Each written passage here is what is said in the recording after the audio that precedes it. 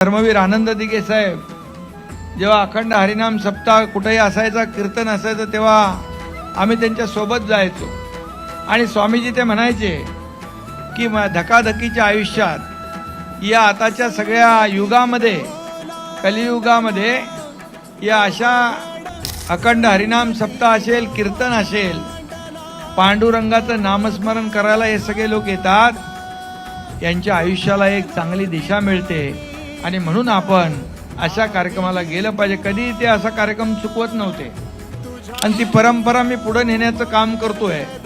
हिंदू हृदय सम्राट बाळासाहेब ठाकरे आणि धर्मवीर आनंद दिघे साहेबांची परंपरा, त्यांचे विचार, हिंदुत्वाचे विचार पुढे नेण्याचं काम हा तुमचा एकनाथ शिंदे करतोय.